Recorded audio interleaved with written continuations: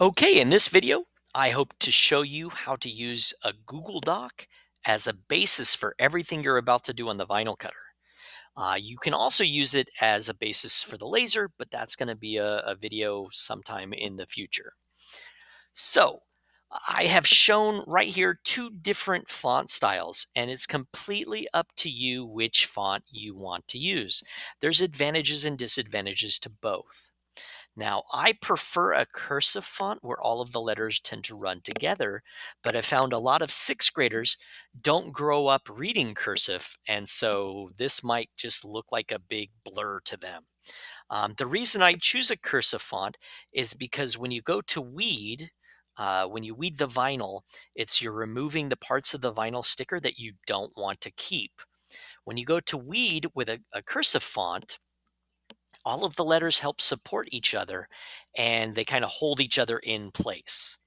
If you go with a print or a block font, such as this, it's much easier for a sixth grader to read, but each letter is by itself. And when you go to weed the vinyl you don't want, a lot of these letters end up coming up.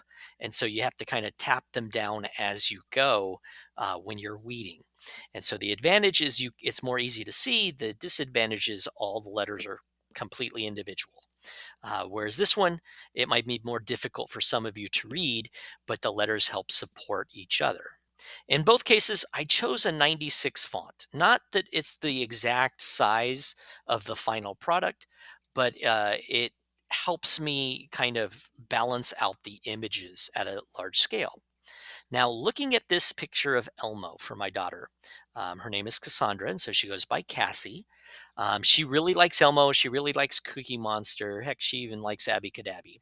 But this is about the bare minimum of skinniness of lines. You want really thick, fat lines, especially if you're doing characters, because what happens is the vinyl cutter is a computer controlled razor blade.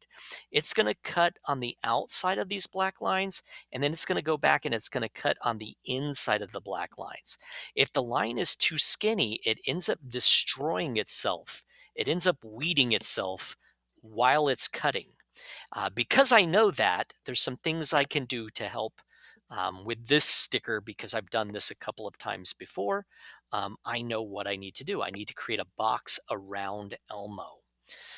Now, if you find a really cool image with skinny lines, it works great on the laser. But again, you don't want skinny lines on the vinyl cutter because when it cuts in one direction and then it goes to cut in the other, it destroys itself as it's cutting. So with the Elmo, what I could do is I click on Elmo and I hit Control C. I leave it selected and then I go to Insert, Drawing, and a new drawing. I want to create a rectangle around Elmo. So I'm going to come in here, shapes, rectangle, and just draw any old rectangle. Does not matter. The only thing I care about is that I can't have it filled in with a color. I want a white background. Okay, then I'm going to select off of it. Otherwise, it deletes the box. I hit Control V for paste, and I move Elmo in here. Now, I could make Elmo bigger so that he's the same size as the box, or I could make the box bigger or smaller so that it's the same size as Elmo. And that's the way I'm going to do it here. I'm going to go, come on, and I'm going to make this an outline around Elmo. And like I said, I've done this one a few times for my daughter Layla, and I found that by putting a box around the outside, as the tool is cutting and destroying itself, it leaves the white areas perfectly fine. Now, the other thing I'm wanting to do is I'm trying to make Elmo about the same size as the capital C on the label.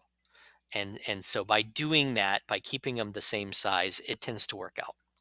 And now we get to see two pieces of vinyl cut for this. So I've got one with an Elmo, and the other one, she really likes Bo from the Storybots, the purple robot.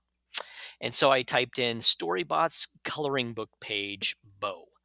Now, this works great for characters. If you're trying to find a character, and there's a coloring book out there anywhere, this works great. But if you are looking for a symbol from like a video game, something like that, then it probably doesn't have its own coloring book page. All you'd want to do is type in the type of symbol you're looking up and then go with black and white.